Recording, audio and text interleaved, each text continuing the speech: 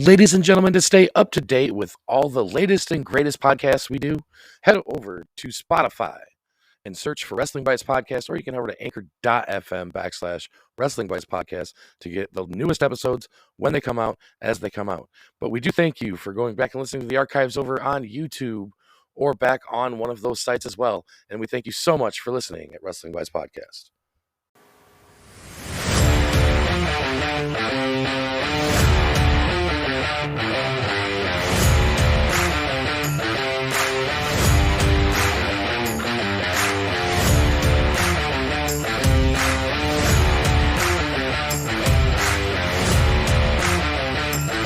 Ladies and gentlemen, are you ready for the Wrestling Bytes Podcast? Your host, on the site, and Chris Young.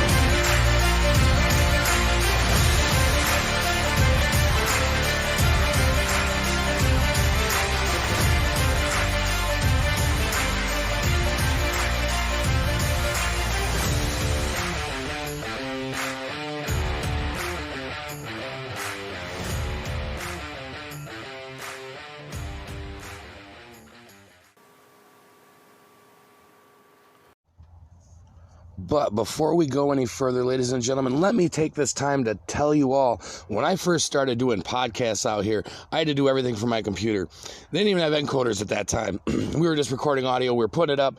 We were doing everything we could, using all sorts of different editor programs and whatnot. Nowadays, ladies and gentlemen, there's a program out there that can make all of your podcasting simple and easy, and Anchor is the easiest way to make a podcast. Ladies and gentlemen, Anchor gives you the tools.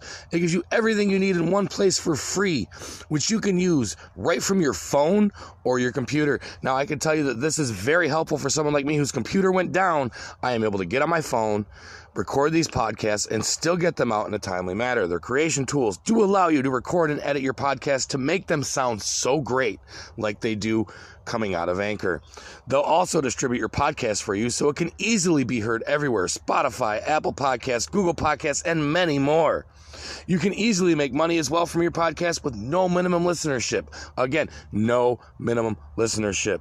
If you're interested in checking this out, or you're looking for a new way to podcast, go to Anchor today and download the Anchor app, or go to anchor.fm to get started. Ladies and gentlemen, welcome to another episode of Wrestling Bytes Podcast. I am your host with my other host here, the best damn referee in the business, Chris Young. Chris, how are you doing tonight? I am doing fantastic, Pun. How are you? Oh, not too bad, man. I'm going to tell you, like, I am overdosing. I kind of have a problem overdosing right now on wrestling. Yeah. That was a lot of wrestling this week. It has been a crazy amount of wrestling going on, and not all of it's been good. No, we're on the road to WrestleMania, so you know it's only going to get worse, right? Right, yeah. I mean, WrestleMania weekend, there's like 16 different shows, plus WrestleMania, plus, oh my God, 2 nights. Yeah, it's going to be crazy. We're getting into this swing where everybody's pushing shows right now. Yeah, everybody's on the road to WrestleMania, and I'm on the road to become a speed bump to WrestleMania because someone needs to run me over because I'm so tired of watching wrestling, and it's not funny. Anyways, I love wrestling. I'll keep watching it, but man. Yeah. So much.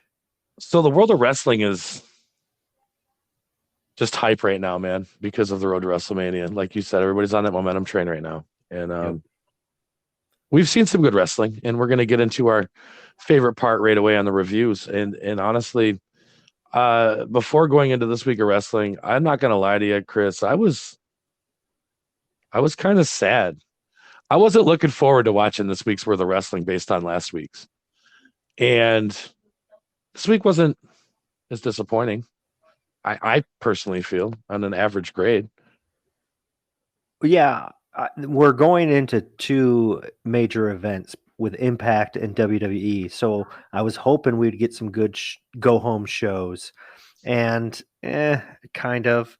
I mean, but AEW just knocked it out of the park, I think. Yeah, I really think so as well. And that's where we start our reviews tonight is AEW. Thank God.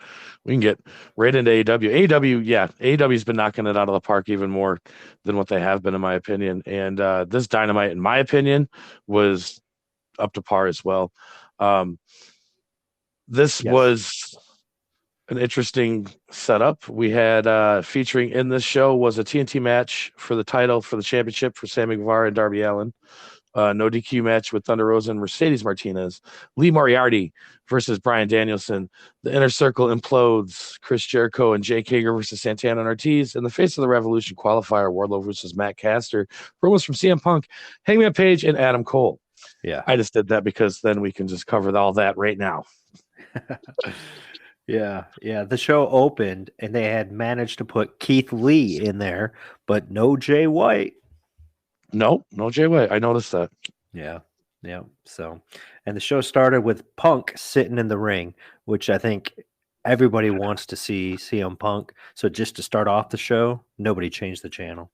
And sitting down pipe bomb formation at that. Yep. This was a great promo. This promo was amazing. The fact that he pulled out the picture and taunted him and brought him out and he said nothing. Yes. He said nothing. Yeah. He said more by not saying anything than he would have by talking. This is why MJF is money. His facial reactions and the fact that he actually looked scared to speak showed what nerve CM Punk hit. This was done. This was perfect time. It didn't go too long. It drew to the perfect point, and I gave this an A+. Oh, yeah. No. It was perfect. And a dog collar match. It was perfect. Yeah. The thing I did right in here is Tony Schiavone cracks me up. Tony Schiavone said, the dog collar match is one of the most dangerous matches in wrestling. Isn't every gimmick match the most dangerous or one of the most dangerous matches in wrestling? The Yapapaya strap match. Yeah, it is. And I did like CM Punk's line, and I quoted this: "The price you paid to meet me the day we took this picture will pale in comparison to the price you pay on March 6th." Great line. He knocked it was good. Yep, for sure. Then we had, in my opinion, and I'm going to tell you right now, match of the night. In my opinion, agree. I agree. Lee Moriarty and so let me put it this way.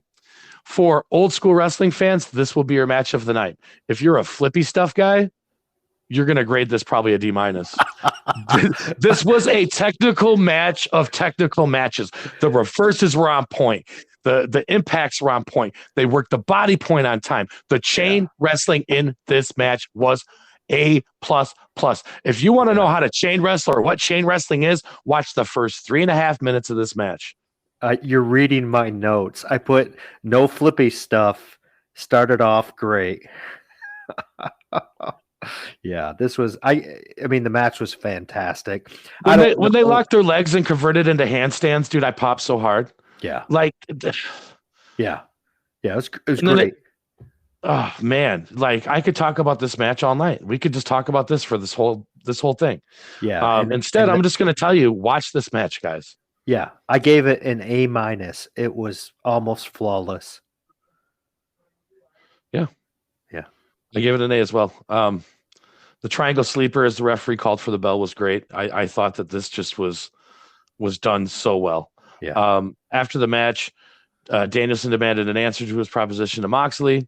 Moxley hit the ring, recalled the first time he ever met Danielson in an Ohio indie match, and he lost, and he admitted that he had never beaten the American Dragon, which was obviously eye-opening to me. I did not know that. I figured that Dean Ambrose got one over on Daniel Bryan, at least in WWE, and then I went and looked it up, and no, he never did.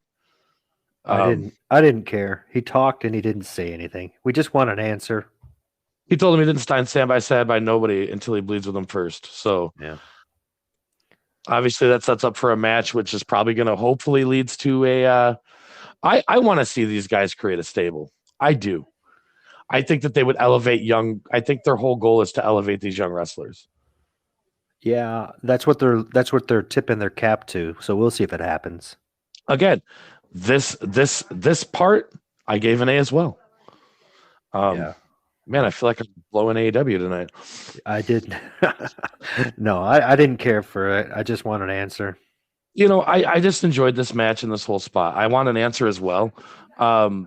way to make a daunting task of a match to his opponent move for move, because like that that is the epitome. Like we had a conversation. Was it 2 weeks ago when you asked me what was the perfect wrestling match? Yeah, That that was was it. on episode That was one. that was it. That was it. That was Right there. That was it. Then we had was it next the Face of the Revolution match Wardlow next? versus Max Caster. You know, here's the thing. I had a problem with this match. I don't know if you did. Yep. What was your problem? The fact that they buried the referee like 27 feet below ground? Pretty much. And Yeah. most of this match was in picture, which was kind of a good thing. And then the finish Yeah, didn't make any sense. I Look, don't we know could have why. just dealt with this whole match being a commercial break to the finish, come back, finish, and we would all just be like, oh, Yeah. okay. Yep. Because like, let's be honest, neither one of these guys are going to win that ladder match that they're qualifying for in the first place. They're going to have to reinforce the ring with all these people that are huge making this ladder match. Yeah. Yeah. Wardlow ended up winning, but we all saw that coming. I gave it a D+. Oh, in my notes, I wrote that Sean Spears coming out with the chair makes Laparca look like Hercules. Yeah, I put on there. It made no sense for him to jump up on the apron. No sense. Like this guy acting like he's the chairman of AEW makes Laparca, who the mass chairman of WCW and many other companies, looks like Jesus at this point, because Sean Spears is just the epitome of Crash Holly. Yeah. No. I gave this match a B-. I said that it could have been better had they not buried the ref and actually told the story they were trying to tell. But apparently, Max Caster just wanted to cheat like hell tonight. And the reason why I gave it a high grade is because, you know, anytime you watch Wardlow just smashing some fool, it's pretty fun. That big dude is entertaining to watch when he can get moving, but unfortunately, there's not many guys that can meet him at his level. On a side note, our guest on Thursday will be James Alexander. You may have seen James Alexander on AEW's Beach Blast, where he actually wrestled Wardlow. So we'll find out. Yeah, you know, I'm excited to have him. He will be the biggest name we've had on the podcast to date. Yeah. At least since becoming Wrestling Bytes. So, yeah. And then we went to an Adam Page interview with Adam. Yeah, Cole your boy Adam Page came out. My boy, he's not my boy. No. He's not my boy. No. You know what he is to me? What's Cowboy shit. He is a horse turd. Yeah. Nothing happened. This was just filler, and the idea was that they wanted to push number 10 as a big person. Yeah. Nothing happened. So I had two issues with this, and I gave this promo an F. And I don't give promos an F very often. I at least like to give them a C-. And I've been generous as of late. But this time I can't be generous. And I have two issues with this promo. Do you want to know what they are? Because you're going to hear them anyways, whether you like it or not. The fact that Cole literally just called Page out for abandoning his friends in the Dark Order, only to the beloved faction to rush in to his aid once Hangman found himself on the receiving end of an ass kicking. It would have sold the consequences of not being there for your buddies by having Page fend for himself. Just saying. That part's forgivable, but what isn't is that Cole didn't really lose to Orange Cassidy back at Beach Break because it was an unsanctioned lights out match. Unsanctioned. Insult to injury, Cassidy has gone on to do nothing of note since then. He's built no momentum. So what did this actually prove then? Absolutely nothing. They were wasting our time. You get an F because I want my time back. Tony Khan, I want $13.50. I want my $3.50. I want my $3.50. Yeah. So then there was. Yeah, go ahead. Man. Nope. I was moving on. The inner circle implodes as Santana and Ortiz take on Chris Jericho and Jake Hager. Now, Chris Jericho was wrestling for once and not talking. Well, kind of. Yes. I didn't take any notes during this match because it was exactly what I was expecting. It wasn't that good, but it wasn't terrible. So this I wrote this is the same as, and I like Santana and Ortiz, but this is the same as every Santana and Ortiz tag team match. The Santana and Ortiz win. Ortiz gets isolated, hot tag to Santana. It's the same. It's the same thing every time. Every time. I gave Jericho props for attempting the Lion Tamer. Other than that was a cool spot. Yeah. The unprovoked attack by Jericho on Kingston allowed Santana to score the victory on his team. I don't know what the hell was going on here, and it didn't make any sense. If your team's imploding and then you go attack Kingston, like what? Man, I just wrote you get a grade C because I don't even know. I can't grade this on the good, but I can't, because it had good in ring action, but the story, it didn't solve anything. The issues are still there. Now Kingston's back around, so it's just the same confusing thing as we were complaining about last month. Yep, I gave it a C-. Yeah. I actually I'm gonna revert mine to a C- as well. I kind of agree with you on that. Yeah. Then we had Thunder Rosa versus Mercedes Martinez in a no disqualification match. This was an intense rivalry. So this was the match that was supposed to be coming to a head. I think it fell short. Big time. I think it fell short. I think that there was no constant momentum for one of these women. It was back and forth, and it didn't ever stop. No woman had the momentum for, I think, more than I counted. It was like a minute and 12 seconds. There was the longest momentum run. Yeah. So in my opinion, I don't understand how you can tell a story or get anything accomplished in a minute. So I think this match was snake bit from the beginning. I think they were like 2 minutes in, and Thunder Rosa sent Martinez to the barricade, and the barricade collapsed. And I don't know if it was supposed to or not. Well, it looked like Mercedes smashed the back of her head and was hurt. There was that, and I also put in my notes that I think this match was off because of injury. I don't know if you've seen the way that Rosa took that German suplex that Mercedes put on her in the match. It was pretty early off. She did not come up from that very quickly, and it did not look very good. Yeah. Yep. And then they had 2 table fails. Ugh. So these were some botches, but ladies and gentlemen, this has nothing in comparison to what we're going to talk about later. Oh my God. Yeah. Oh my God. Then we had, go ahead. Rosa wins. And then of course, we had the afterbirth with Britt Baker coming out and all that jazz. Oh, yep. Sorry. And then in the end, Thunder Rosa and Mercedes, they're friends now. Yeah. So we are best friends. This was supposed to be the end, but it's the beginning. Yeah, this booking direction that they're taking with this women's division, the fans don't really know who to get behind at this point. Yeah. Like you could tell when they teamed up at the end, they were like, "Wait, what? Yeah, huh? Yeah, huh? Wait, what? Yeah, huh?" Yeah. Like, yep. Then we had the TNT Championship match here, which was Sammy Guevara versus Darby Allin. I was looking forward to this match. I will not lie. This had my early picks for match of the night before the match, before the show. Yeah. And then they wrestled. And just like the last match, guys, this one fell short. Yeah. In my opinion, this was not the best work from either one of these gentlemen. And they've wrestled, I believe they've wrestled before. And yeah, because didn't Sammy take the title from Darby? Yeah, they've wrestled before. They've wrestled before, and they had a great match. So when you have a great match with somebody and then you come in and kind of have a little bit, it wasn't a horrible match, but when you have a decent match compared to a great match, it's going to look less. I don't know. Sammy Guevara did some innovative things during this match. He did.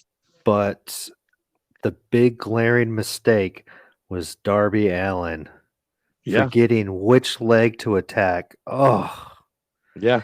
Because Sammy Guevara does the backflip off the top rope, lands, and then starts to favor the right leg. And then they go to a commercial break. And then when they come back, Darby attacks the left leg, and Tony Schiavone and Excalibur are like, that's the one he injured after the backflip. And I'm like, no, it's not. No, it's not. And then he catches himself and starts attacking the right leg only because Sammy pulls down his knee pad so you can clearly see attack the one without the knee pad. Oh, the bionic knee strike. The bionic knee strike. yeah. Yeah, I did write that there was a amazing Spanish fly off the top rope performed in this match by Sammy Guevara. It was the highlight of the match, in my opinion. Now, I'm not as critical as you. I thought this match was pretty good, but when you add that leg factor in there, this took it from a B to a C. It was just okay. So up until the end of the match, this totally had probably an A- in my book. And then when Andrade El Doiliolio appeared, it lost grade points.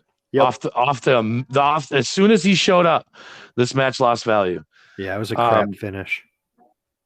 It does. It just loses its luster, man. I can't handle it. So I gave it a B.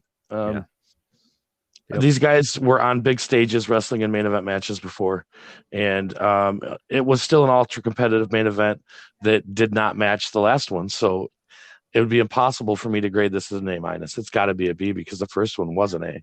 So, I got you. You had high expectations. Yes, exactly. And even though it was a very good match, it didn't meet those expectations. That's exactly what I'm getting at. I had average expectations, and it was exceeding my expectations. Yep. Exactly. Until the finish and the wrong leg. Yep. Gotcha. But that was Dynamite. Yeah. It was a pretty good show overall. This got an A- overall from me. It was a great show. Yeah, I agree. It was a very good show. Even though I did give some shoddy grades in there, the overall of the show, most of the matches were A's, A pluses, A- matches. These were pay-per-view quality matches that you got to watch for free. So no, It was a great show. I agree. So now we're moving on to Impact from February 17th.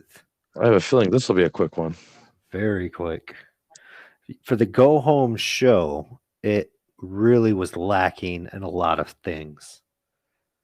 Yeah. And, just before this show aired, the news broke that Josh Alexander is no longer with Impact. And I guess now he doesn't have a visa and has to go home. Okay. So it was interesting to see if they'd say his name. And within 30 seconds, they said his name. In fact, he was still on the open. So, Mm-hmm. But, yeah, we started off with a contract signing between Moose and W. Morrissey. And thankfully, they didn't break the table in the ring. They broke a table, but it was up by the stage. Yeah. It was short. That was the best part. Yeah, it involved Moose. I really wasn't interested. Yeah. And then we had a Bullet Club promo in the back. I might get some heat from this, but I'm going to say this. I have a nickname for Moose, and you may not like me for this if you are a Moose fan. Do you know what I call Moose? No. Big, dumb, and can't wrestle. Big, dumb, and can't wrestle. The BDC. Yes. Yeah. Okay. Future Titus O'Neil of America. You know the difference between him and Titus O'Neil? At least Titus O'Neil does a lot of amazing things for charities. Oh, God. The Moose Nation. What is there? 13 people in the Moose Nation now, or is there 14? I heard they grew recently.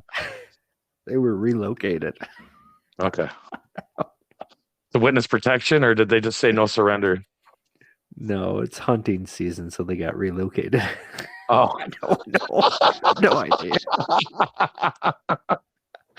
Wow, I like it. Yeah. So. All right. So, what do we have next on this show? Was it that backstage segment with the Bullet Club? Yeah, where Jay White promised a WWW.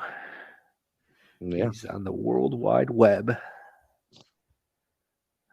Yeah, that was it. I mean, it was pointless. And then another pointless thing right after that.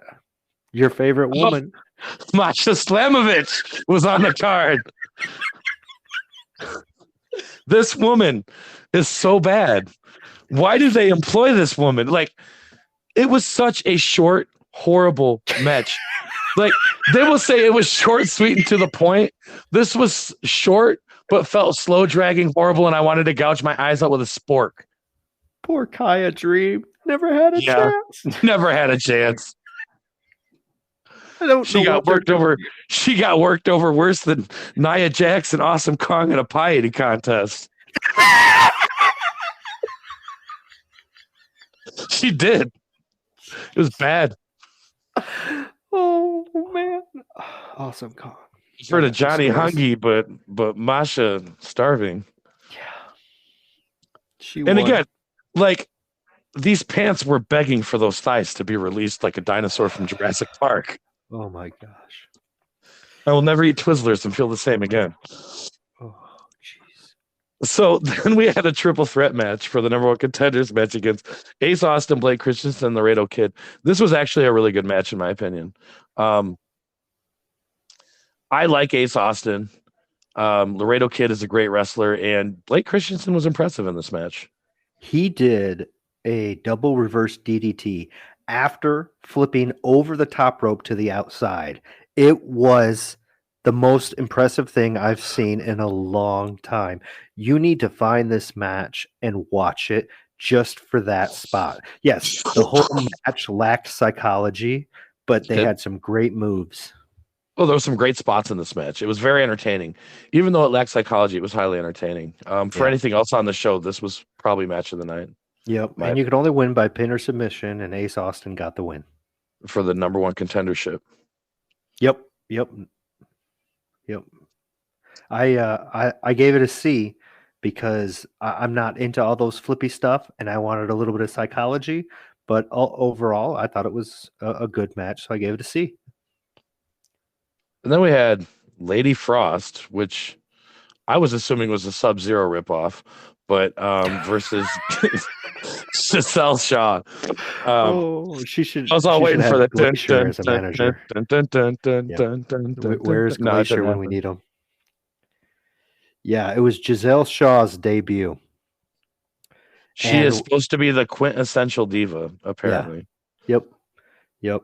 And this match was okay. I mean, it was back and forth, sort of. I mean, Giselle really dominated most of the match, and Lady Frost would get one or two little moves like a kick or a punch in, and then all of a sudden, out of nowhere, Lady Frost gets Giselle down and does a moonsault, which I know, or a moonsault off the second or third rope, and I know that's her finishing move. But then Giselle kicked out after two, and the look on Lady Frost was like, I can't believe she kicked out. I'm like, you did one move. Of course she's going to kick out. Now, if you are an indie fan or watch any of the, I know that there's a lot of English wrestling fans that watch a lot of the English indie promotions. Like, if you ever watch like PW, PWG, RPW, Ring of Honor, or WoW, you've probably seen Giselle Shaw before. If you haven't, you probably have no idea who this woman is. Yeah. This was a lot of people's first look at her. She looked dominant, and I think it was okay. I think she's got promise, and I think that she'll be a contender at some point in the women's division if they let her build correctly and don't turn her into the next Kiera Hogan. Yeah. Well, yeah, okay. But yeah, no, I thought it served its purpose, and I gave it a C+. Are you still drinking that Kiera Hogan Kool-Aid, Chris? I really want to believe that she's going to be good. I do. Bro, get the net. I do. Get the net. Live in the now. Yeah. Oh, then we had one of my favorite indie wrestlers of all time facing one of my least favorite, and it's not because of his name, but it's just ironic. I am not a Kenny King fan. Yeah. And I'm not talking about Kenny the King Wayne. I'm talking about Kenny King from Impact. He took Chris Sabin on in a match, and Chris Sabin is bar none one of the best workers in the Indies and has been for ever. Yeah. He goes down with legends like Christopher Daniels, if you want my opinion. Yeah, no, I mean, I worked shows with him in the mid 2000s, 2004, 5, and Yeah, 6. yeah. He's And even awesome. back then, his poise was amazing. Yep, His he's poise awesome. was amazing. This was the match of the night for Impact. It was It was. very good. C plus. It had some good spots in it. I think it lacked a little bit of psychology, but at the end, it did suit what it was trying to do. Yes. Yeah. Yep, I agree. Then there was this match at the end here, The and it was tag team. yeah, Mickey James Steele. and Yep. yeah, Tasha Steele, Chelsea. Savannah Evans, Chelsea Green, Mickey James, and that's about all I'm gonna say. C minus. You know when fans in wrestling matches chant, "You still got it." I wanted to chant, "You don't got it." You don't got it. No, this match was off, in my opinion. Like, yeah. it didn't feel right. It definitely shouldn't have been slotted where it was on the show either. Yeah, I agree. I mean, they needed to have it because it was supposed to get you ramped up for the event on Saturday, but it didn't do anything for me. So the Bullet Club with Crispy Crispy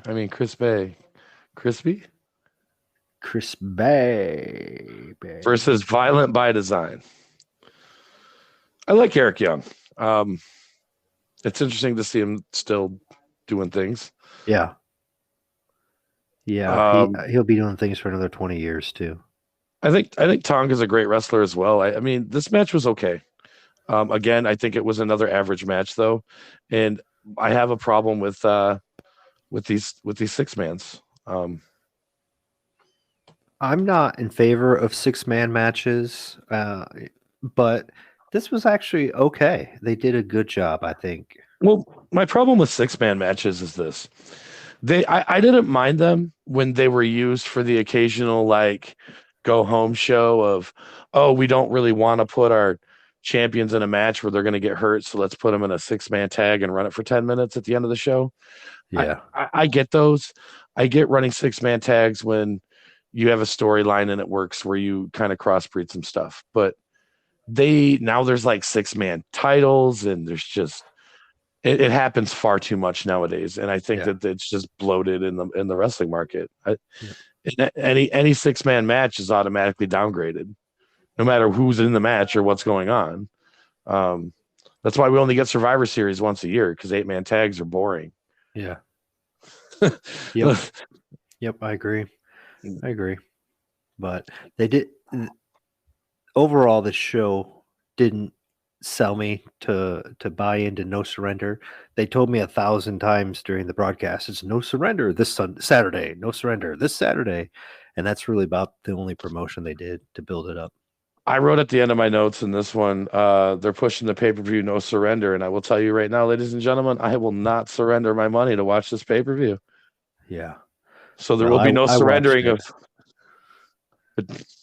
I'm not even going to ask that. I'm not even going to ask that question. We will review it on Thursday's episode. So there is one thing I'd like to point out, that the commentators called 2 different moves the Spanish Fly. Yeah, they did. Yeah. Yep. But I mean, again, ultimately Impact was kind of, I don't want to say a dud. It didn't build up anything. No. It was probably like a C- of a show. I don't know. Yeah. I gave it pretty much a C-, D plus ish. It was not a good go home show.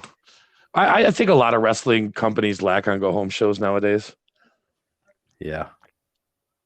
Yeah, I agree. But that was Impact. Now SmackDown is the next one. SmackDown there wasn't a lot of good to come out of SmackDown except one thing, really, in a promo. We're gonna go over it, but yeah, I was not a fan of this week's SmackDown. I don't know about you. I was not a fan at all. No, it was bad. And Um, they knew that SmackDown was going to be a less than stellar show. You know, they filmed it after SmackDown last week, so they yep. knew. So they had to do a couple of things to keep people interested, and we'll talk about what they did to keep them interested, but it didn't work. No, it So didn't. we started the show with a contract signing. Yeah. Yeah, it was between Sonya Deville and Charlotte Flair signing a contract with Ronda Rousey and Naomi. And I don't know if you saw it, but when Charlotte got in the ring, did you see what she did? No, I was so unentertained for this show. You No, would have fit right in. She gave a yawn. She was actually yawning, and not because she was pretending to be bored. It snuck up on her yawn because, you know, you got to figure this is like almost 11 o'clock at night. She's already been out once. So she was tired and it showed. And she even laughed about it. You could see that. And that's pretty much summarizes SmackDown. It was just a big yawn. it was. Yeah. I just couldn't get behind it. And I don't know if it's because we watch so much wrestling and then it comes up to this, but I don't think so. Yeah. I don't think so either. Yeah. And the best part about this segment is that it was short. You know, Yeah. somebody still needs to teach Rhonda how to hold the microphone. But other than that, it was short. It was sweet. Contract signed. Table got tipped, but not broken. And we're out. Yeah. I mean, the one thing I can say is Ronda Rousey's attitude's gotten better. She's starting to act like she actually wants to be there. Other than that, no, this all fell short. I knew this was all just going to be some lackluster push. WWE does a horrible job of go homes for pay-per-views, and I knew this was going to be no exception. So Premium live events. yeah. No, it's no longer a pay-per-view. Semantics, my friend. Yeah. So then we go into a match: Sheamus versus Ricochet. Yeah, And of course, we where my got notes are the history of why this match was happening. But yeah, Sheamus versus Ricochet. Did we really need a history to why this match was happening? Was that really needed? There you go. You've hit on it. Because this SmackDown was lacking in content, they had to put together a lot of packages. I thought for a while I was watching the old free-for-all 30-minute, we're going to sell you on the pay-per-view, because we had a big 7-minute Goldberg Roman package. We had another package that explained Bobby Lashley. Yeah. You know, that's what it was. It was a lot of recapping. So, I mean, like, to be 100% honest with you, this match wasn't bad, and Ricochet carried this one. I honestly gave this match a B, and it was because of Ricochet. Sheamus does a good job of being a thug, but Ricochet made the moves that Sheamus hit look just brutal. It's the one thing that Ricochet does very well, and sometimes too well, is selling. Sometimes he oversells, but in this match he did very well. I thought he did a good job. I gave kudos to Ricochet in this one. I liked Ricochet. I gave this match a C- for a couple of reasons.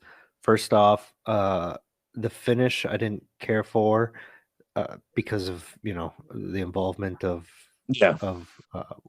anyway, it was a crap finish. And then when Sheamus had his first false comeback of many, what started it was him no selling chops. He's getting chopped in the corner, and then all of a sudden he just stopped selling. Yep. And I'm like, oh, what happened? And then it was like he had about 30 seconds of offense. And then the lead up to the finish, Ricochet standing up against the ropes or kind of bent over a little bit. And he keeps looking, waiting for Sheamus to come with a big boot, looking, and then moved away at the last second. And it wasn't a look like, I know it's coming, so I'm going to pretend to stand here like you're playing possum. It was, I'm telegraphing that I'm going to move, and he's not in position yet. So then, yeah, like I agree with you. Like, in those aspects, I just think that this match together was, and anytime you get Sheamus and Ricochet together, you're gonna have an okay match at times. Their moves, their spots are gonna be good. Pretty much is what I'm getting at there. Their spots are gonna be good. They're gonna lack psychology. Sheamus has always kind of lacked that, and I think that's what keeps him from really being a major star in the company. His psychology lacks. It always has. His wrestling's solid.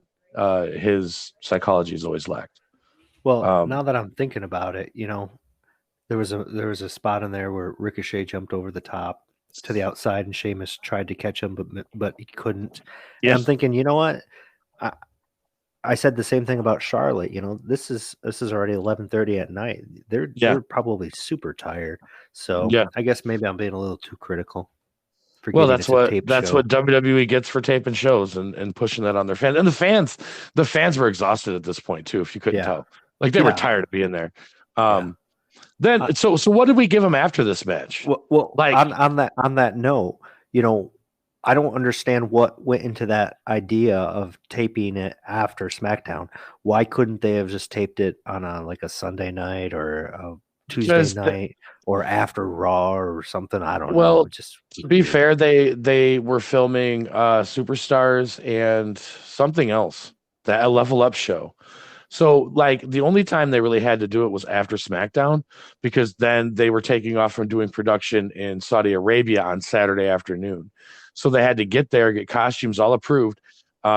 Because, and we'll get into that. We're going to talk about that when I review the Elimination Chamber, because there's some significant things that you'll notice. But anyways, Okay, yeah, so you're like saying it's a scheduling thing. They just yeah, weren't able they to get have it to done. leave. So in order for them to do the pay-per-view in Saudi Arabia, I believe they have to leave like Wednesday in order to get all of their gear there, all of their stuff there, get used to the time change, costume approvals through the Saudi government, because they can't wear ring gear that isn't approved, Right. especially the females.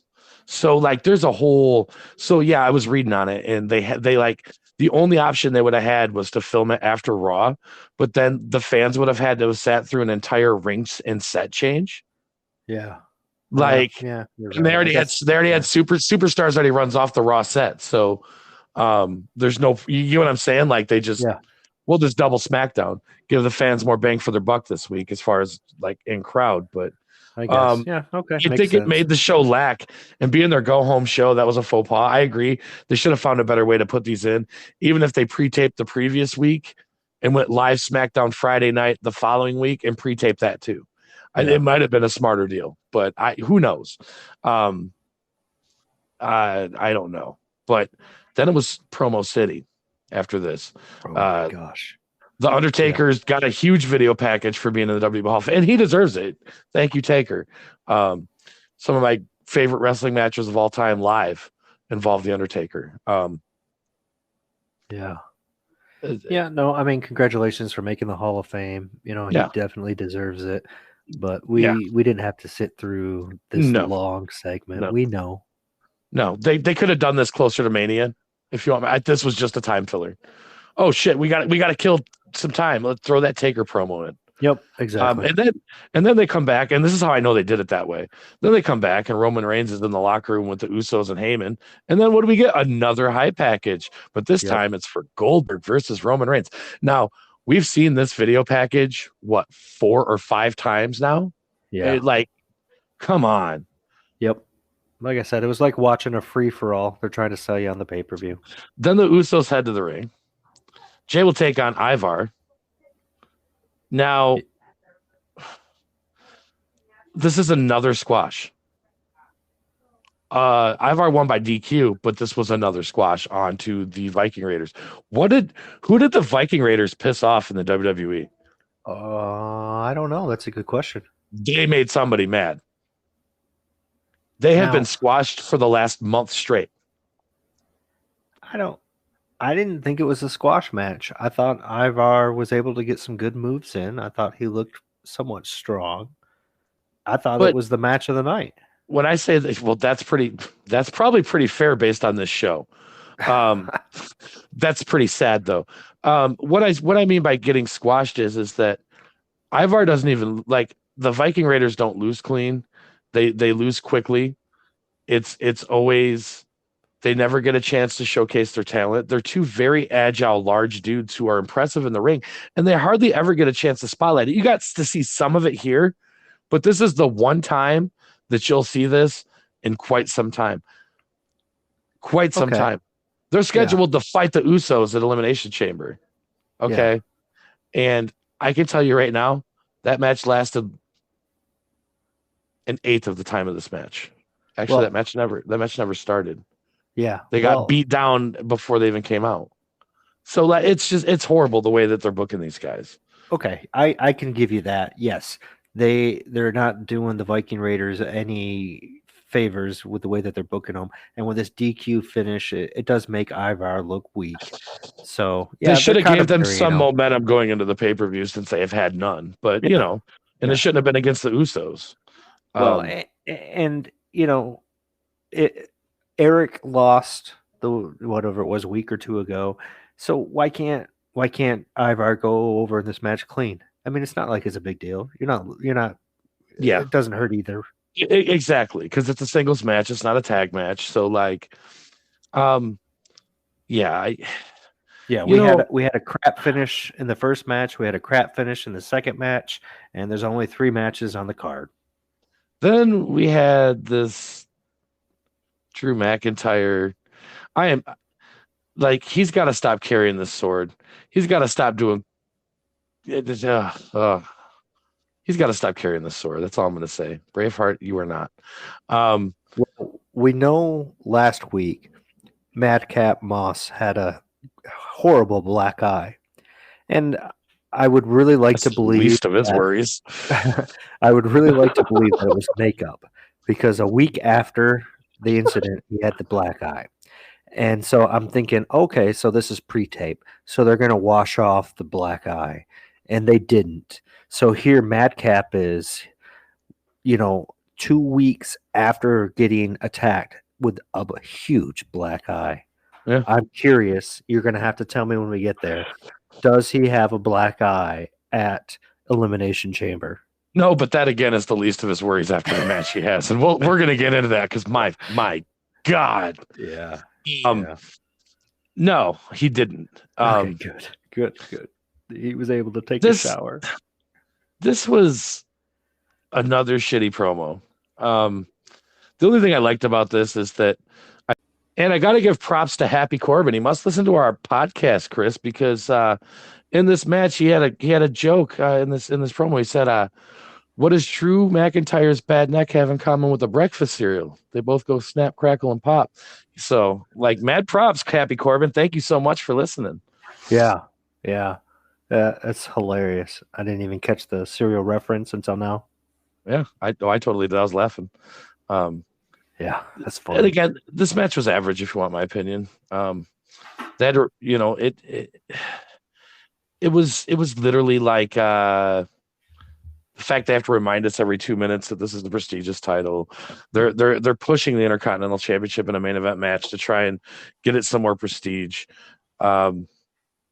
Nakamura hasn't done it any justice either. So, but the match overall was average, I would say at best. At this point, the fans were not excited anymore. They tried, but you could just tell they were pretty much done by the end of this match. Yeah, and this is what I was talking about at the beginning of this review, is they knew SmackDown was going to be kind of a sleeper, so they wanted to do something to spice it up. So, spoiler alert here, Sami Zayn gets the victory and is now the new Intercontinental Champion. And I like how they piped in booze for him in this match too. That was very obvious if you couldn't tell. Yeah. I mean, the match started off okay. It really did. And they had an okay story with the idea that Shinsuke hurt his leg, but they didn't execute it very well. Yeah. No. Yeah. This match fell short. I was glad there was a title change though, so that's why I gave it a C, straight C. That's what I gave it. I did chuckle to myself because Shinsuke's left knee was the injured one, And then when they were on the outside and he was going to do the running knee and Sammy pushed him out of the way into the stairs, Shinsuke had to do like a half a double step to get the correct knee to hit the steps. It was very awkward. And guess what the ref was not doing? Counting the entire time. Yeah. Driving me insane. Yeah, I mean, this was supposed to be the main event, and it was supposed to be a shock. And I didn't see it coming, so good job WWE. You surprised me on this one, and Well, the match again was good. So I thought this would end the show, and it didn't. And that was then it goes back to a spot with Ricochet talking to Aaliyah, and it really didn't accomplish much. Yep.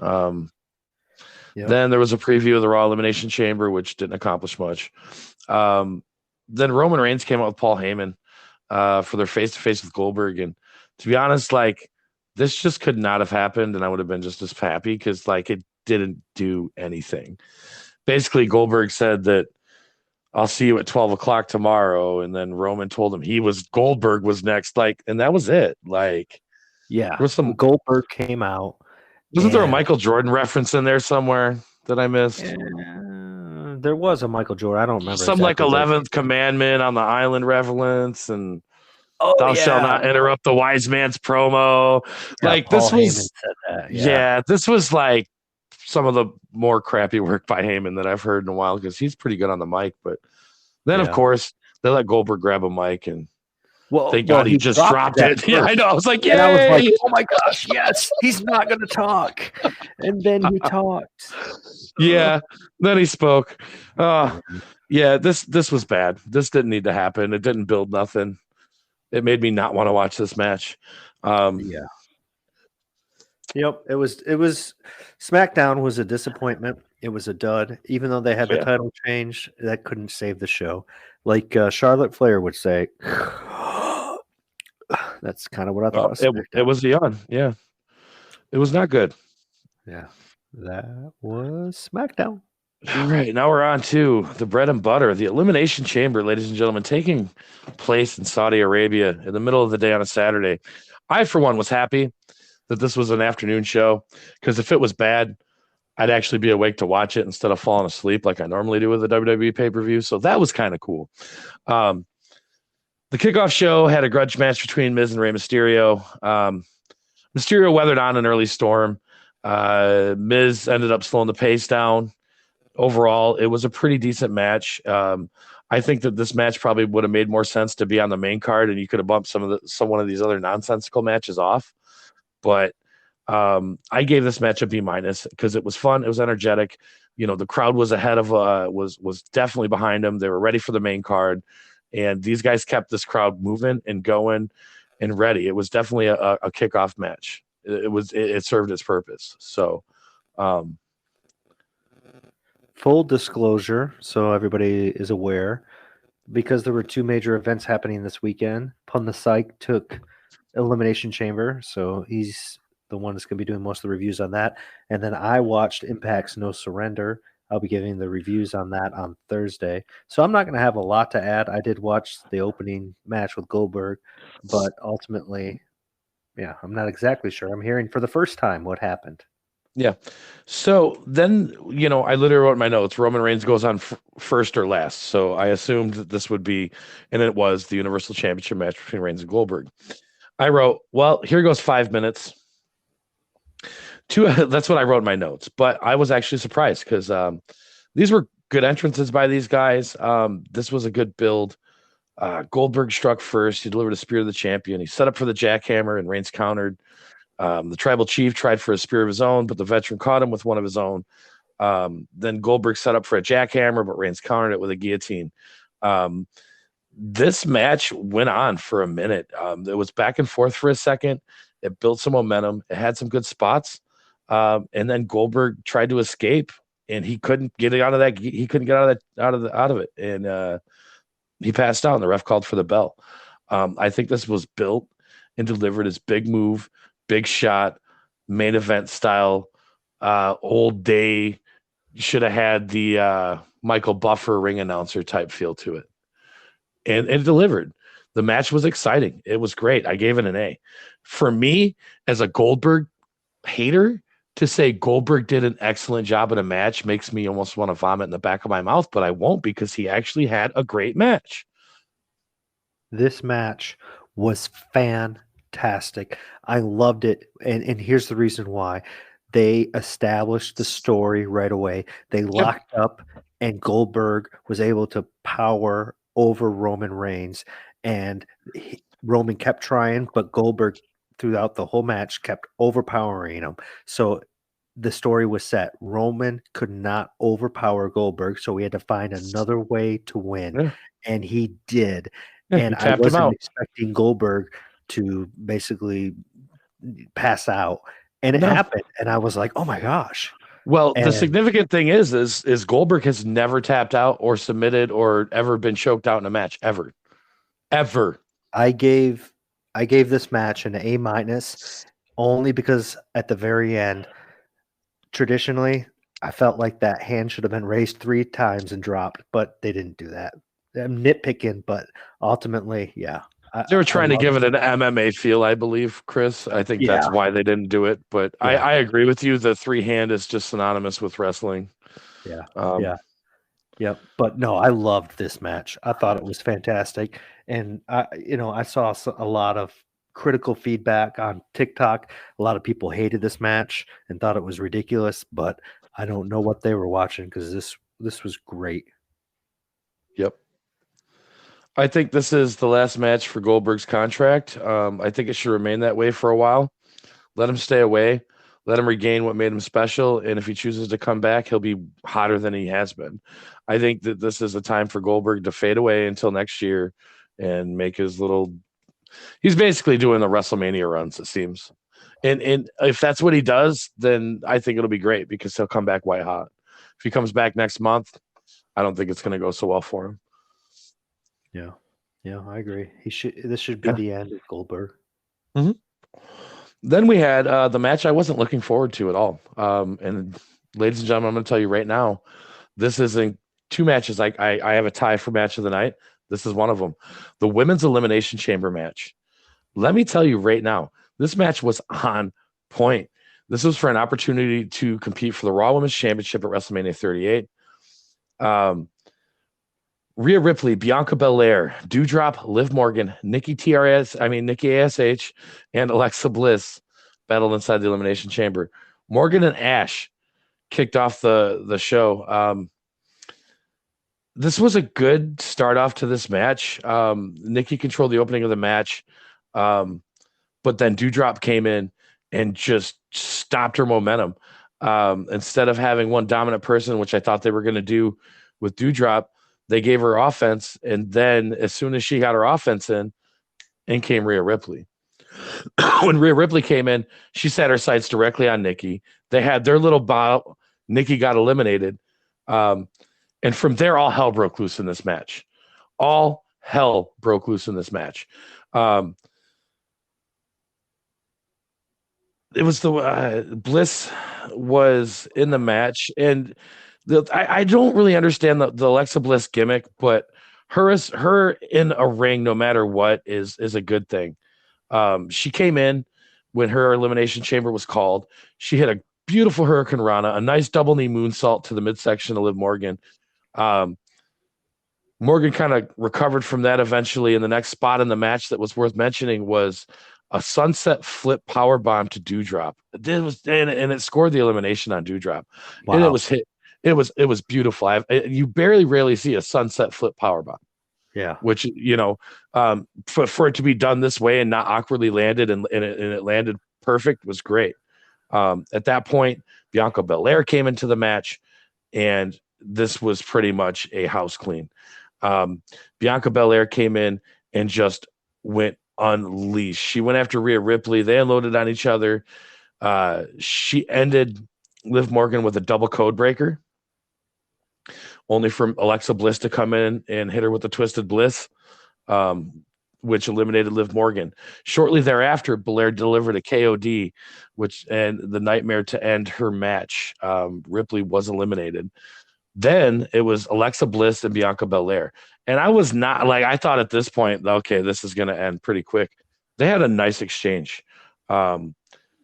Bliss into the side of the chamber several times. And I mean, when she just got ragdolled into this cage, it was believable. It looked great. The crowd was behind it. White hot this whole match. It was nothing but nonstop action.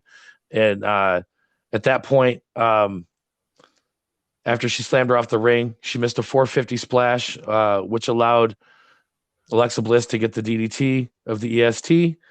Then she tried for the standing moonsault. Bliss got the knees up, and it went back and forth for a minute, and eventually the KOD was applied, and Bliss was eliminated, and Belair won the match. I gave this a B+. The shorter intervals of entrances helped on this one. There was never an opportunity to be bored in this match because the action was literally from start to finish in this match. Everything that was done in this match, and this is why I got a B+, every spot in this match that was done meant something. They told the story perfect. Ripley versus Nikki ASH. Ripley and Bianca meeting again after their big title fiasco. Liv Morgan having a chance to shine and feel believable, like she actually has a chance to win this match tonight. Everything they did was believable.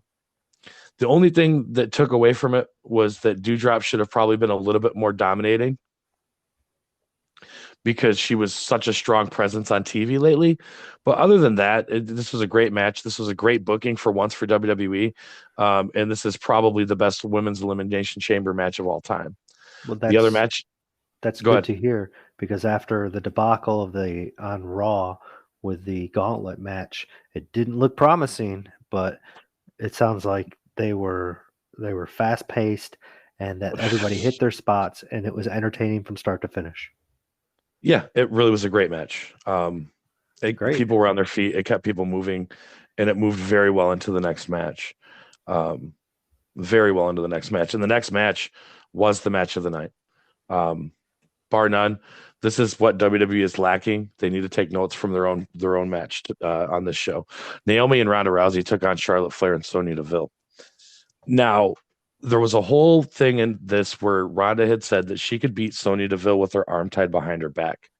She came out in a karate gi with her and had her arm tied behind her back and fought Sonya Deville, who was in an arm brace with one arm tied behind her back. When the bell rang, Sonya Deville stopped the ref in Ronda and took the brace off and was fine.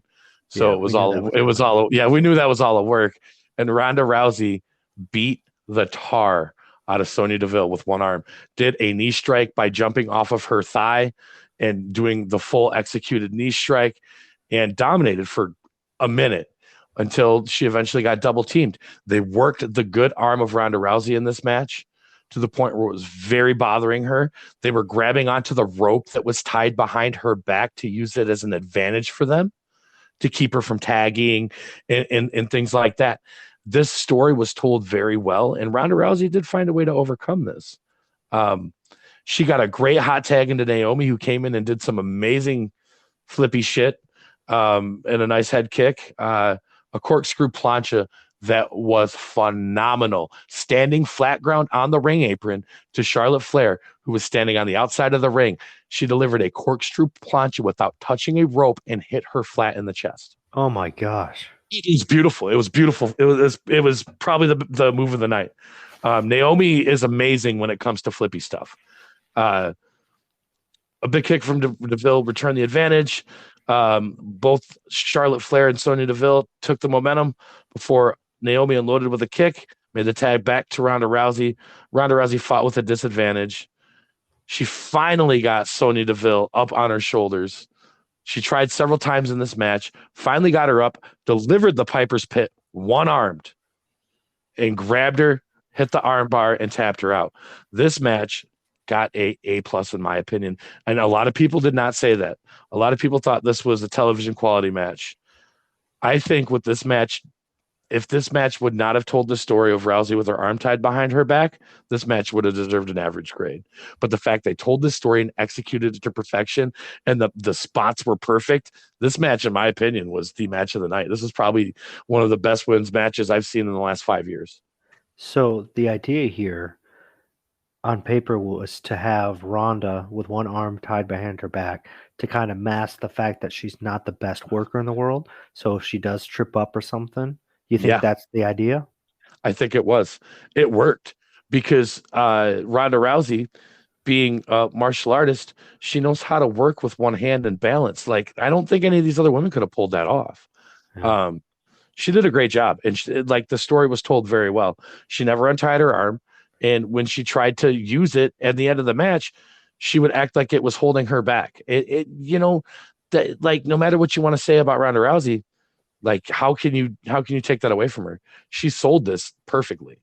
I don't want to give her props, but at this point you have to. At this point you have to, Yeah. because to sell that like the way she did was great. She acted like she was getting stingers in her arm and things like that because of all of the damage she was taking. Cool. It was a great match. Great match. I think Naomi could have had more spotlight in this match, but the fact that they were working Ronda Rousey, they needed her in the ring for as long as they did to tell the story that they did. Yeah.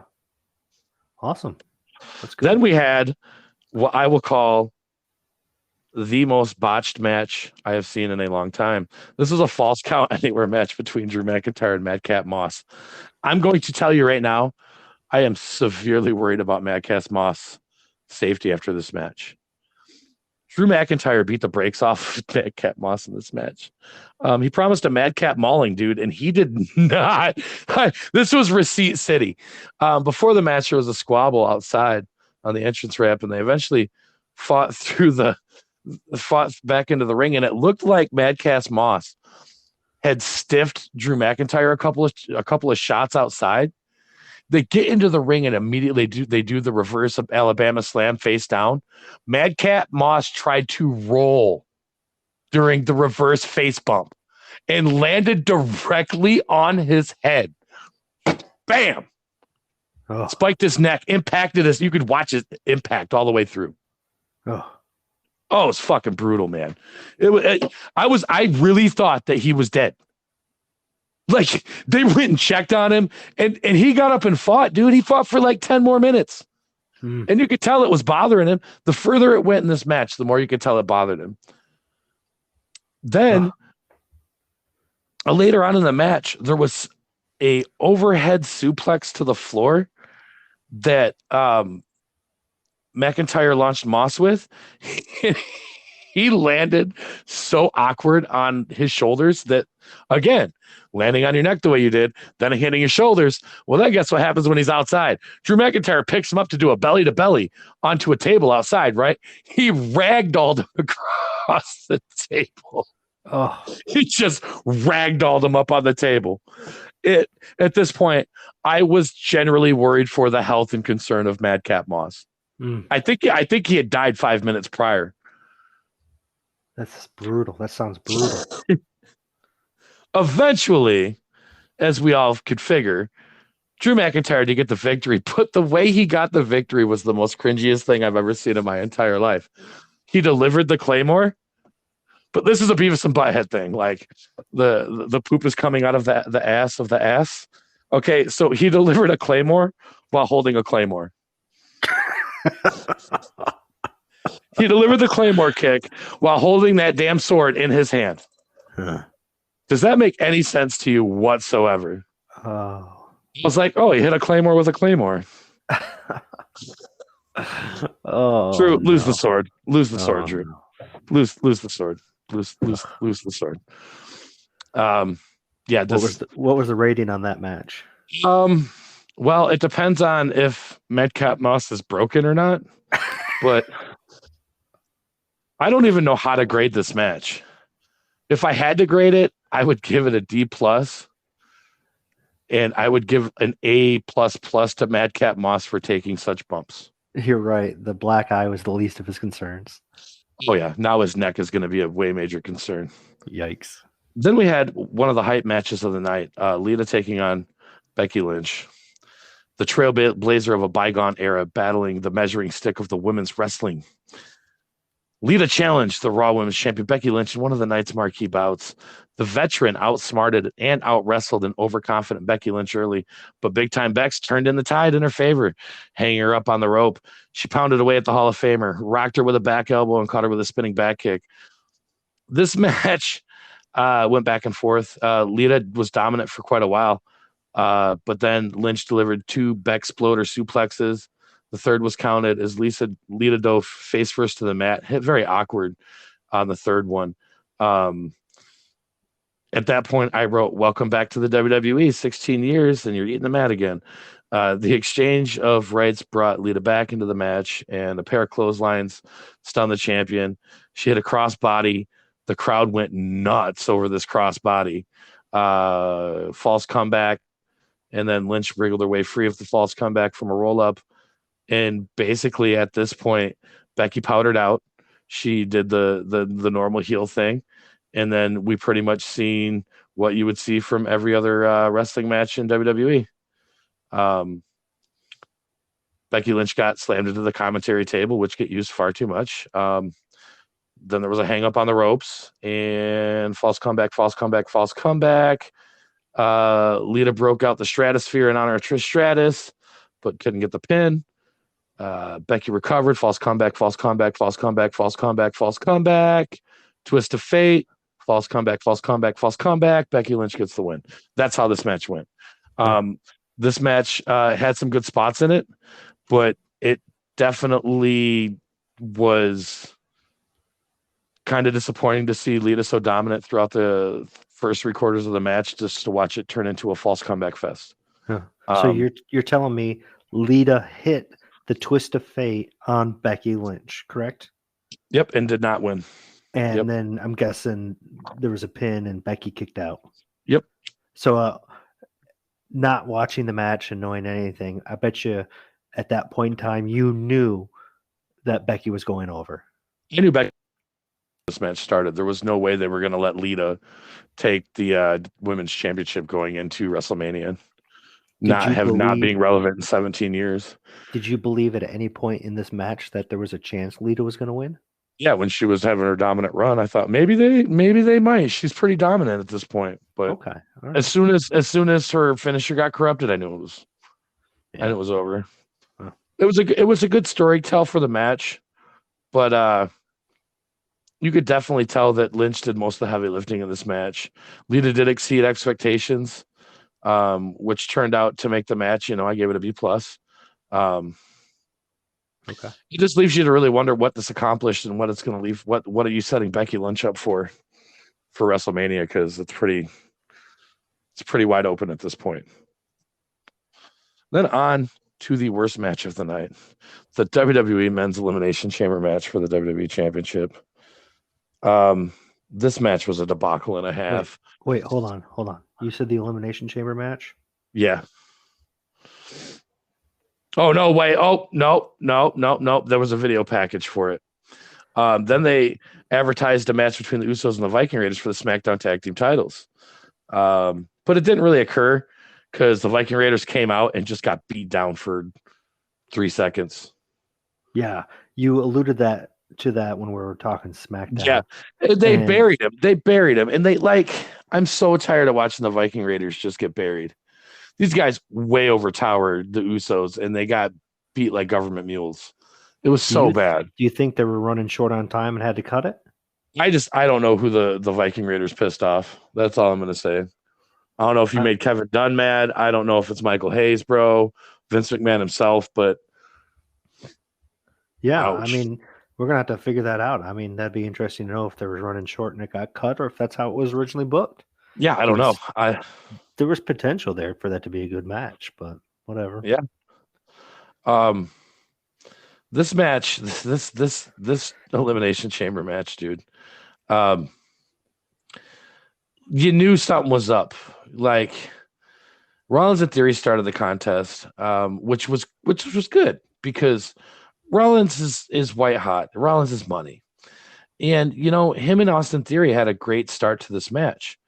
It spilled to the outside to the little aisleway, and he grabbed him for a buckle bomb and was going to buckle bomb him off the glass, and the glass shattered. Who? What now? Seth Rollins grabbed Austin Theory to put him in a buckle bomb. I just figured everybody would assume that's Seth Rollins' move, the buckle bomb. And he was going to throw him against the pod that Bobby Lashley was in. And he went crashing through the pod and took Bobby Lashley out like it was a boulder that hit him. And like Lashley's done at this point. EMTs come in. He's laying there all like crooked looking in the pod, like they broke him in half. And he's supposed to be the Almighty. And they literally crippled this giant man mountain with Austin Theory as a cannonball. And at this point, I knew this match was doomed. I already knew what was going to happen. It's so textbook at this point. You know what they're going to do. But I still watch with curiosity.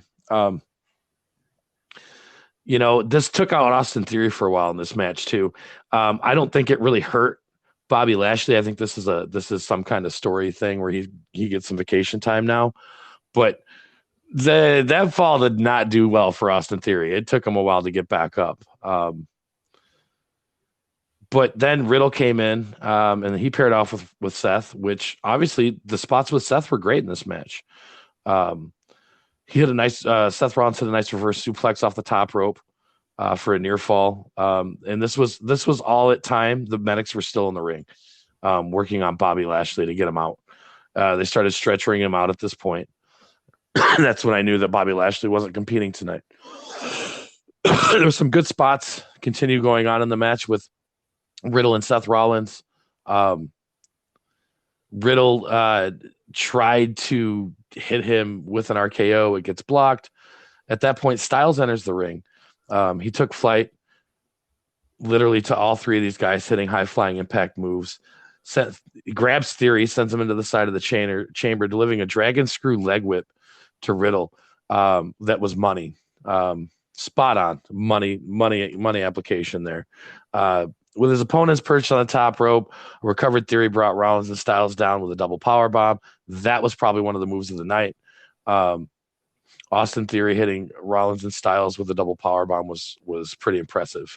It gave him a highlight for the show. It really showed that this kid has a little bit more strength than you probably thought he did.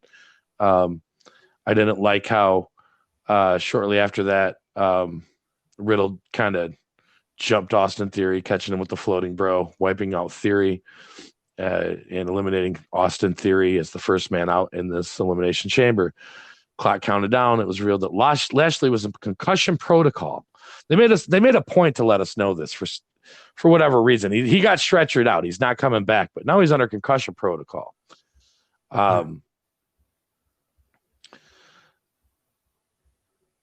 Lesnar at this point just kicks his way out of the pod and immediately eliminates his time, and so he just kicked his way out.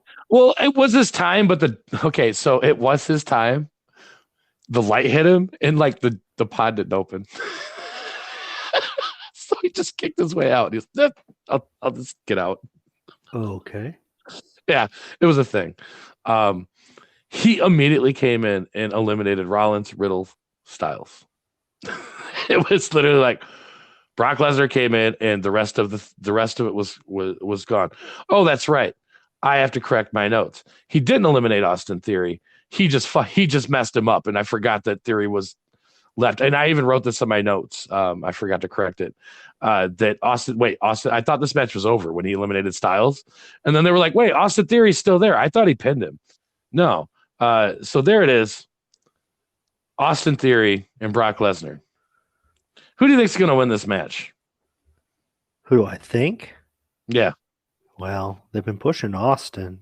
They made win. They made you believe for a second that Lesnar was going to get upsetted. Lesnar obliterated him.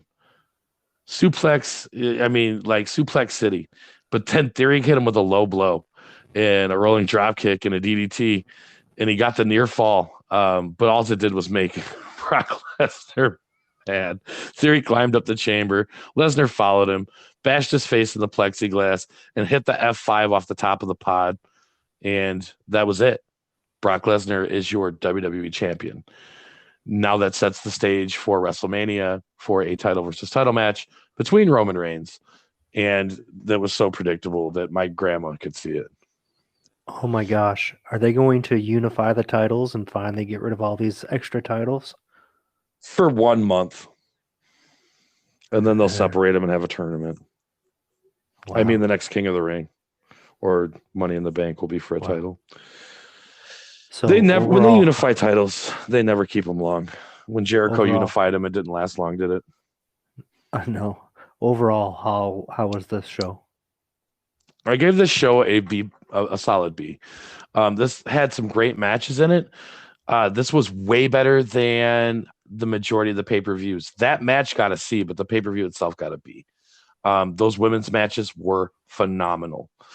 I'm not usually one, and it's usually not a case where I could tell you that the WWE has good women's matches, but these were on point. Out of anything, if you were to go back and watch it, that women's elimination chamber match, that tag team match, are definitely worth watching. And the Goldberg Roman Reigns match is probably the match of the night as far as the men. The women, I'd have to give it to the women's elimination chamber match. Literally every spot in that match had a purpose, and that's what I thought was so amazing with that. Okay. So it's very rare. So no, it was a pretty good watch. I was quite excited compared to the last few WWE pay-per-views. Royal Rumble was horrible. So after you're telling me what happened about Bobby Lashley, I searched, and I guess this is what I found. And I don't know if you knew this or not, but apparently he was injured at Royal Rumble when he was wrestling Brock Lesnar. He injured his shoulder pretty bad, which is why Bobby hasn't been wrestling at all. You should explain why they removed him from the match and didn't want to take away from his dominance, so they made him hurt. He needs shoulder surgery, and he's going to be out for 4 months. So they did a quick, thing with him at Elimination Chamber, but that makes sense on why we've never seen Bobby wrestle recently, and I guess he's going to be gone. So kudos to them for coming up with a creative way to do it, but when it's like a main event like that, it seems cheap. Yeah, I agree. It fell short. I think people were really disappointed that Bobby was booked for this match but didn't do anything. I think most people thought if Bobby was going to lose, it was going to be because of something dominant that Brock did or somebody else had done. I don't think people were expecting them to squash him in that way, but if he was legitimately hurt, it's probably the best way to do it. It might not look good for a fan's perspective, but in a company-wise and saving the dominance of your champion, I don't think they could have booked it any other way. Yeah. Okay. So good. That was Elimination Chamber. Thanks. I'm glad that it was a good event, because when we talk about No Surrender on Thursday, it was quite a different event. So, well, good. Well, if the go home show was any giveaway, then I would assume that it's probably not going to be that good. Yeah. Okay. Well, good. That I think that concludes all of our reviews on the major the major wrestling events. What's next on the agenda? Oh, what are we at? Topics now? We're doing topics. Yeah. If there's any topics to explore, any news. Well, I mean, there's always something we can talk about. I mean, it just depends on how much time we want to spend on these topics. But there was one that I wanted to get into, and that's really just what I want to call taking risks in wrestling. And this is just kind of some advice for some of the younger guys, because I've talked to a lot of younger wrestlers lately, and they're always asking me, like, do I have personally any advice being in the business as long as I have? And don't be afraid to take risks. There's plenty of situations in my career, and I'm sure Chris can speak on this as well, where there's times where you have to put yourself in a spot where you can throw a suggestion, and rejection is the worst thing that's going to happen to you. The veteran in the match may tell you, no, we're not going to do that spot. Always be respectful, ask them what they want to do. But at the end of the day, they're going to ask you, well, what do you want to do? And that's your floor to speak up. Yeah. It's your opportunity to say what you would be interested in doing. You'd be surprised what somebody would be willing to do to help you get over it at times if you just communicate with them. I was taught at a younger age never to be scared to take a risk. I mean, not maybe with your body as much. Like, don't go out and if you're going to do a move that could potentially break your neck, you're definitely going to want to go over that a lot. But what I'm saying is, like, there's some times in my career where if I wouldn't have took an opportunity with a promoter or asked to get a booking or asked somebody to give me a shout out, I probably wouldn't have wrestled half the places I've ever wrestled. And I think a lot of guys are too scared or happy and comfortable in their bubble to take those risks anymore. It seems to be people are more content in their norm. Well, if you're trying to excel yourself in this business, you've got to take a few risks once in a while with your character. Yeah. That's what made wrestling so big in the 90s. And I think it lacks in the business nowadays. People are scared to take those risks. Yeah. So There's that point of time when you're working with somebody and like you said, they open up the floor and say, well, what do you want to do? And if there's something that you want to try or something that you feel confident in doing, don't be afraid to pitch it, because the worst thing that they could say is no, or I've never done that. Walk me through it. Like I'll give you an example. I absolutely love the vertebraker move. Right? Yep. Everybody's might be familiar with that. If you haven't Googled it, Sugar Shane Helms, WCW vertebraker. They don't allow it in the WWE because it's such a dangerous move. It is. But I love it. And so I was sitting there getting ready for my match against Richard Cranium in SWA. And he's like, let's do something crazy, because that's the type of person he was. And I said, well, what kind of ideas do you have? And he's like, I don't have any. What do you want to do? And I said, let's do the vertebraker. And he's like, okay. So we went up there and we practiced it. And I was, we had several people spotting us. I'm like, are you good taking this? Because I'm giving it. And he's like, yeah, let's do it. So we just incorporated it into the match. And that got the biggest pop of the night from everybody at the Savoy, because nobody was expecting to see that move. And we did it, and we did it safely.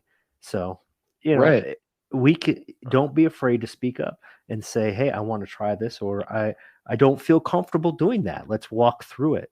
And that kind of leads into what we were talking about last week. You got to take that time to talk through everything and know the ins and outs of what you're going to be doing, and then have the confidence in doing it. Yeah. I had wrestled prominently face for the first 5 to 6 years of my career. I didn't really know how to work heel. I knew how to work heel, but I'd never done it. And my first heel turn was Valentine's Day at the Savoy?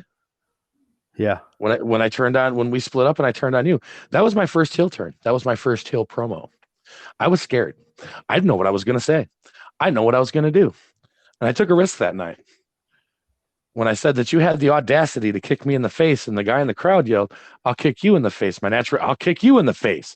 Yeah. The crowd went nuts. I got a huge pop for that. And it was a risk that I took. I didn't know how they were going to react to that. If it would have drawn dead, they would have laughed at me for it. If it would have made me look like less of a heel.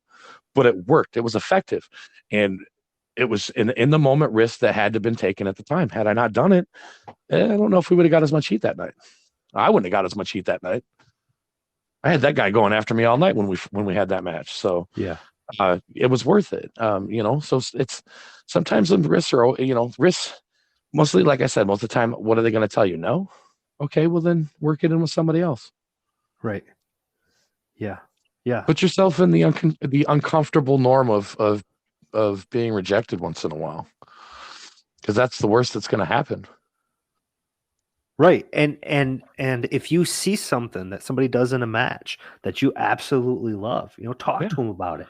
Ask them, where did you see that? How did you learn that?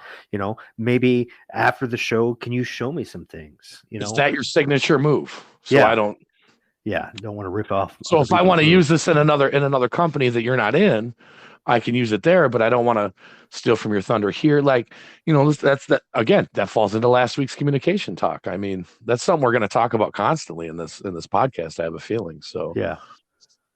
Oh yeah, for sure. I mean, that's just the respect factor of knowing what other people's moves are, and you don't want to unintentionally make them mad by doing their high spots.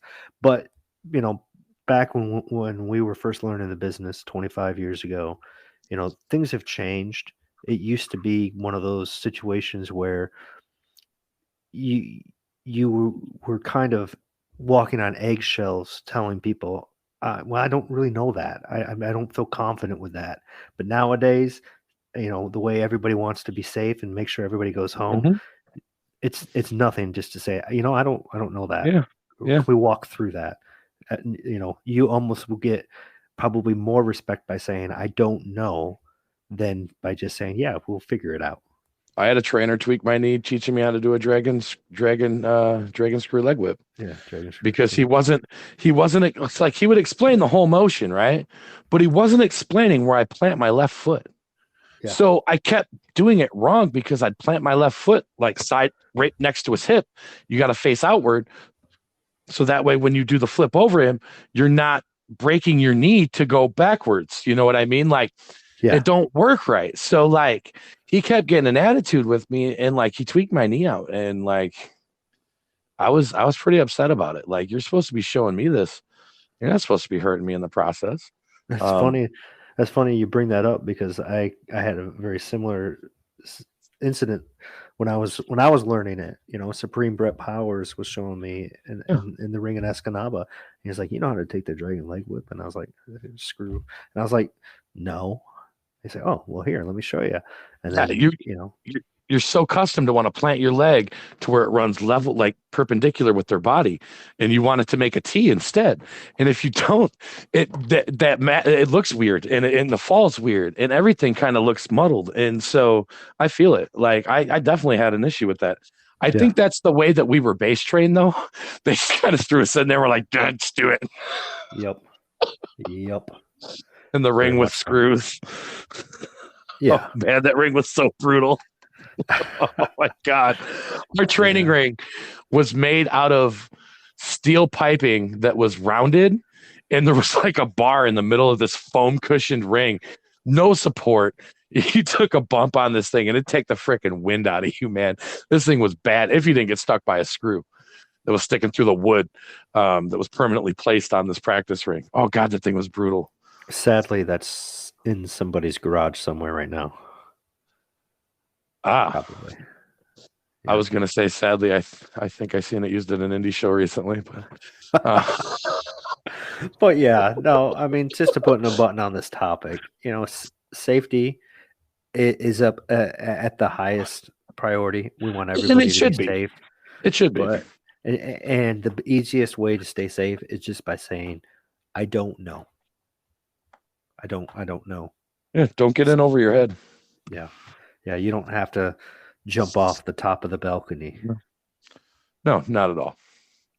Yeah. You don't have to be X-rated, Jason Cronin. Ever. If you don't want to. Hey, mad props. I just found a video of him tagging with CM Punk in Wisconsin. It was Jason Cronin and CM Punk versus Adam Pearce and somebody else. I don't what a name drop. Adam Pearce. Yeah. It's pretty crazy. I mean, it's just crazy that kid had it all. He did. I'm surprised he didn't make it. I wonder what happened to him. I don't know. So, but yeah, maybe we should try and locate him and do a where they are now. Yeah. Michigan indie legends, where are they now? Well, that's like I touched base with Lartice last week. I'm trying to get him on the podcast for the same purpose and custom made man. So we'll see what happens. Oh, I think I found custom made. Oh, you know who I found? Who'd you find? Oh, well, this probably, was a lot easier once I realized the connection because I didn't think of it at the time. But I found the old Strike Dog. Oh, yeah. Nice. Yeah, I know. Nice. Yeah. Well, and then I forgot it's Jimmy Jacobs' brother. Oh, a Blitzkrieg kid. Oh. Yeah. It'd always be fun to have Scotty on here too. Oh, wait, yeah, no, I'm getting my facts confused. You're right. Yeah, Blitzkrieg was his brother, and then Strike Dog. Yeah. Yeah, Strike Dog was like, yeah. But yeah, like that's back in the days when Jimmy Jacobs was doing commentary because he couldn't get into a ring. Jumping around on a pogo stick. Jumping Jimmy Pogo. Yeah. Dude, that's a long time ago, man. Yeah. That's back in the days of Magnum Conroy and Roughhouse Rob Avram and what was that one old guy? Professor Maxwell?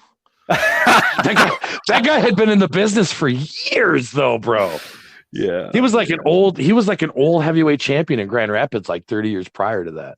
The first indie show we were backstage at there, and I hear Scotty Z talking to a person, and I wasn't paying too much of attention, and Scotty goes, "Oh man, we should publicize the fact that you wrestled for WCW."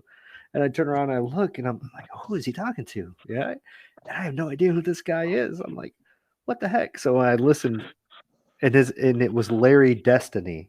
Yeah. And I'm like, Larry yeah. Destiny. So I did do some research and find out, oh, well, yeah, he appeared on TV a couple of times, but he wasn't a WCW superstar.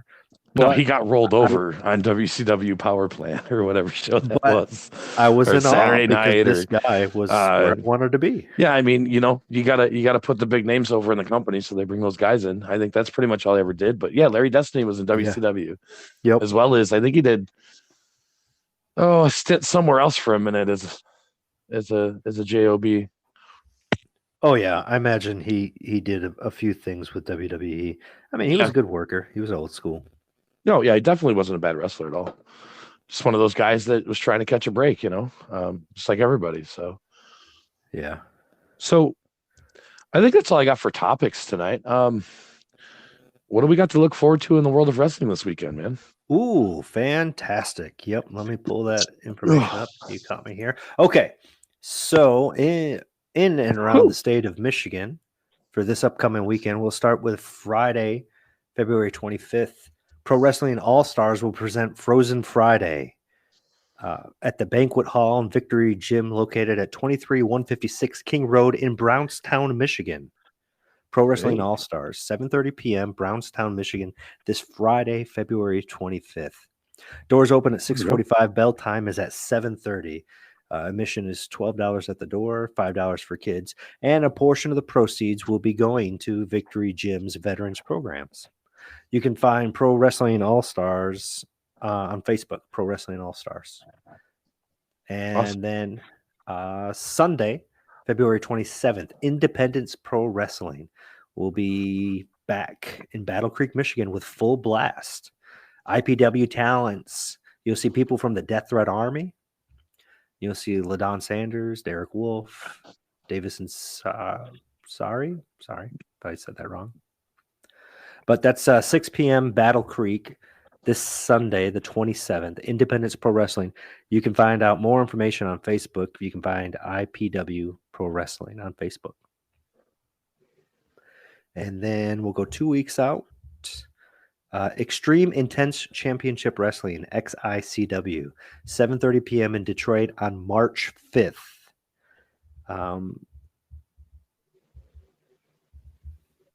They're doing their Best in Detroit 25. So over the last few years, they've been in and out of issues, battling a lot of up and downs, and now they are back. They are going to be having Impact wrestler Jake Something, and then Simon Gotch, and there'll be the Fun Loving Criminals, MM3, Dre Jacobs, Mongo, LJ Lawrence, Black Sheep, Randy West, and Thunder Kitty will be making their debut. So that is, again, March 5th. That's a Saturday, I believe. Let me see. Yep, Saturday, March 5th, 7:30 p.m. in Detroit. XICW Wrestling. You can find out more at xicw.info. And then also on that day, March 5th, Saturday, March 5th, Mr. Chainsaw Pro Wrestling, MCPW, will be holding an event, Not Just a Phase, Mom, 7 p.m., Kalkaska, Michigan. Doors open at 6 p.m., bell times at 7. Let's see, scheduled to appear, Jamal King, Isaiah Bronner, Jack Price, Jason Hotch, Mitch Hewitt, Justin Kyle, and the gentleman who was on our interview for last week, Mr. Adam Wick. Oh, you're talking about the show up north. Yeah, actually, Jamal King and Adam Wick will be wrestling very soon for that exact company's championship. Yep. March so 6th. Again, that's Saturday, March 5th, Kalkaska, Michigan, 7 p.m. Mr. Chainsaw Pro Wrestling. I'm going to try to make it to that. Yeah, I'm hoping. We got 2 events on the 5th. But for Mr. Chainsaw Pro Wrestling, you can find more information at mcpwmerch.com. Again, that's mcpwmerch.com. Those are the next 4 events in the state of Michigan that we are aware of. If you want to have your event publicized here on Wrestling Bytes Podcast and on our website, thewrestlingbytes.com, you can drop us an email. You can send it to wrestlingbytes@gmail.com.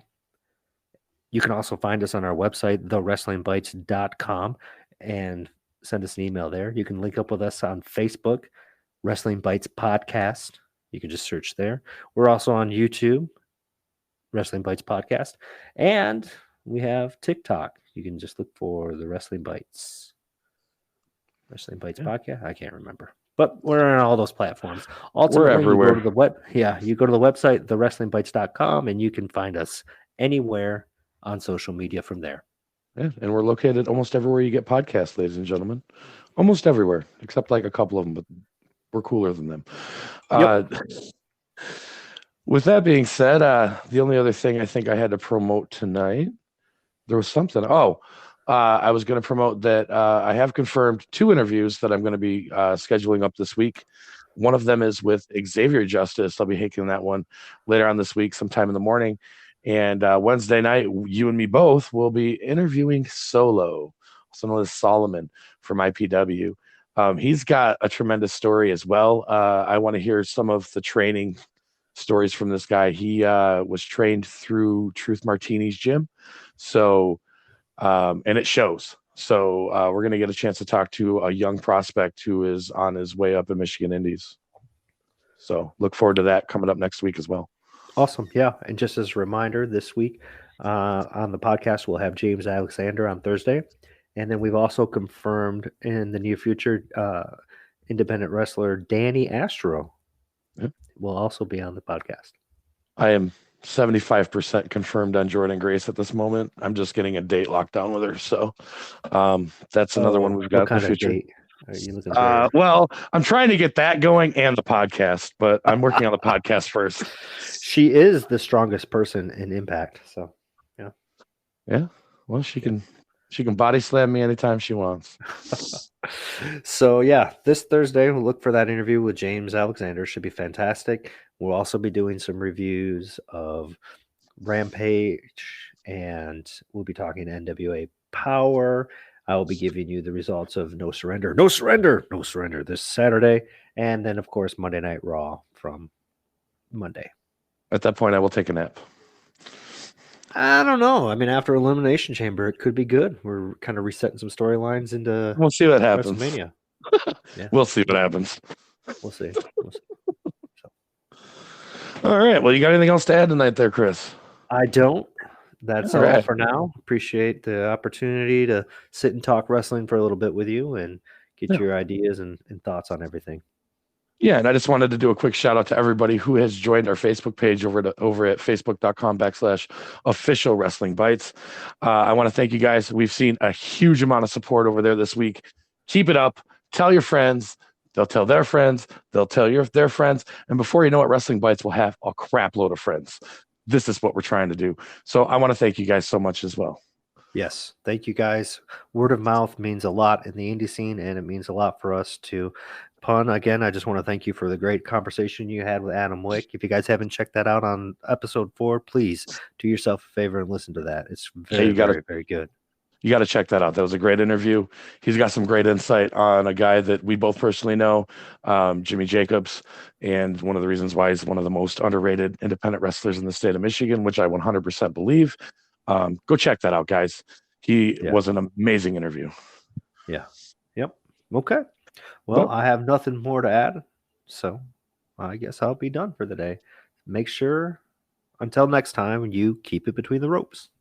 And as always, guys, you ain't got to go home, but you ain't staying here. I'm closing up shop for the night. So you guys have a great one. From all of us here at Wrestling Bytes Podcast, have a great night, and we will see you next time.